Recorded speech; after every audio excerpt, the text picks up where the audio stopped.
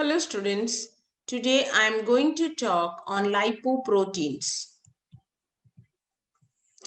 Lipids absorbed from the diet and synthesized by the liver and adipose tissue must be transported between various cells and organs for utilization and storage. But the lipids are insoluble in water. So there is a problem in the transportation in the aqueous plasma. This can be solved by forming lipoproteins. Lipoproteins are formed by association of non-polar lipids. The non-polar lipids are triacylglycerol and cholesterol esters with amphipathic lipids. They are phospholipids and cholesterol, and with proteins to form the water mixable lipoproteins. Let's see the general structure of lipoproteins.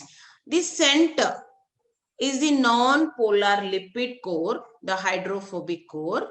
The non-polar lipids are the esterified cholesterol and the triacylglycerol, and is surrounded by a single surface layer of amphipathic lipids. Amphipathic lipid, as I said, the phospholipids and the cholesterol. The phospholipids, if you see here, this is the hydrophilic end, and the phospholipids hydrophobic end is embedded inside the center, here in the center, okay, and the outer covering is the hydrophilic end of the phospholipid. And here if you see the cholesterol, this is the unesterified cholesterol.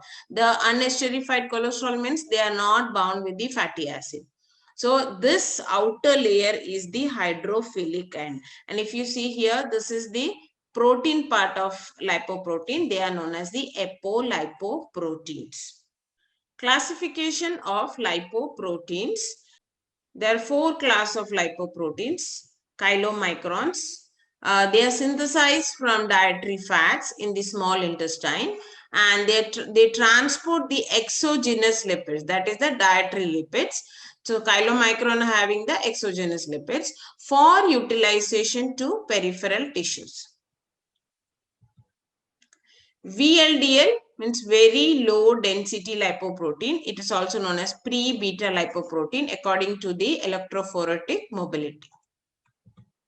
They are synthesized in the liver and transport endogenous lipid. Because they are synthesized in the liver, they are known as the endogenous lipids. Like the endogenous lipids like triacylglycerol, cholesterol, etc. for utilization to peripheral tissues. So chylomicron is the exogenous lipids while VLDL is the endogenous lipids. There is low density lipoprotein. It is rich in cholesterol and it transports cholesterol to the peripheral tissues. High density lipoprotein, they are synthesized both by liver and intestine, and they help in the reverse cholesterol transport. That is transport of cholesterol from peripheral tissues to the liver. Then there is one more which can be written. They are the intermediate density lipoprotein between LDL and VLDL. Free fatty acid, although not a lipoprotein, but it is an important lipid fraction in serum, and that's why they are included in the lipoproteins. Lipoproteins can be classified based on the density by ultracentrifugation and based on electrophoretic mobility. Lipoproteins are classified based on density by ultracentrifugation. Lipoprotein with a high fat to protein ratio are larger and less dense. Lipoprotein with a high protein content, that is the HDL, high density lipoprotein, because they contain a high protein content, they sediment easily due to their high density, whereas lipoproteins with high lipid content and low density will float on the surface. Then next, lipoproteins are classified based on the electrophoretic mobility. When lipoproteins are subjected to electrophoresis, they are separated based on their mobility in an electric field into 5 fractions. The protein components of lipoproteins are negatively charged in alkaline medium and will move towards the anode. Those with higher protein content will move faster towards the anode, and those with less protein will remain at the site of the application of serum. This is the site, this is the origin of electrophoresis. Here the serum is applied. So chylomicron will remain here while others will move in the according to their charges. And HDL with high protein content will move faster, and here HDL is also known as HDL alpha. VLDL is pre-beta lipoprotein. IDL, that is intermediate density lipoprotein, is broad beta lipoprotein, and LDL is beta lipoprotein. Here, if you see in compared to the ultracentrifugation, VLDL is having less protein in compared to LDL, and so will move in front of LDL. It is moving from here, so it will move in front of LDL. This is because of the nature of the apoprotein which is present in VLDL. So based on this, it is now coming to the composition of lipoprotein. So if this is a graph showing on density versus the diameter. If you see here, this red, it is showing the total lipid content.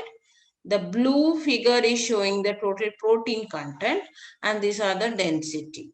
Okay, so if you see the size of the chylomicron, the size of the chylomicron is bigger in compared to other because it is having high lipid content.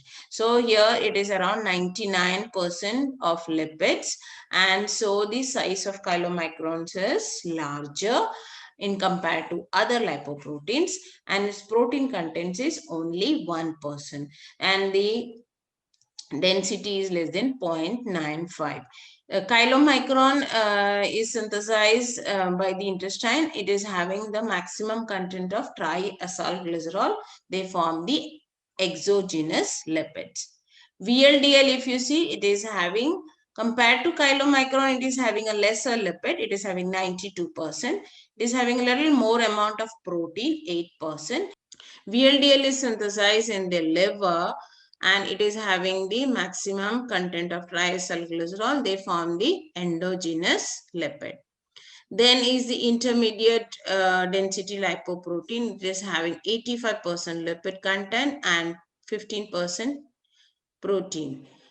LDL, which is having the around 80% of lipid content, it is having the highest amount concentration of cholesterol, and protein is 20%, while HDL is around 50% both lipid and proteins, and it is because lipid content is lesser, so it is the smallest, and chylomicron is the largest. Apolipoproteins. They are the protein component of lipoproteins, and they are known as apoproteins or apolipoproteins. There are 4 major classes.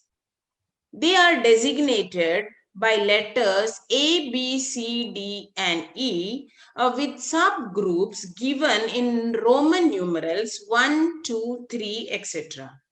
There are around at least 10 distinct apolipoproteins are found in lipoproteins of human plasma. Functions of apolipoproteins. They act as structural components of lipoproteins.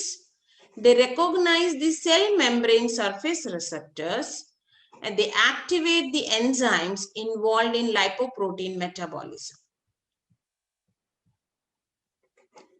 In chylomicron, the main apolipoprotein is B48 and it also has E, A1 and C2. While in VLDL, it is B100. B48 is so called because it has approximately 48% of the size of B100. IDL has B100 and ApoE, while LDL has ApoE100. HDL consists of A1, E and C2 apolipoproteins. Now let's see the function of different apolipoproteins. ApoA1 is required to activate LCAT. LCAT is the enzyme lecithin cholesterol acyl transferase. This is required for reverse cholesterol transport. It forms ligand for HDL receptor. ApoA2 inhibits LCAT and stimulates hepatic lipase. B48, it helps in the formation of chylomicron. B100 is present in VLDL, IDL, LDL and it is a ligand for LDL receptor. ApoC1 activates LCAT. ApoC2 activates lipoprotein lipase. ApoC3 inhibits lipoprotein lipase. And ApoC is a ligand for hepatic uptake of chylomicron remnants. So that was about the introduction of lipoprotein, the characteristics, composition, the apolipoproteins, and the functions. Okay. Thank you so much. Please do subscribe and like my video.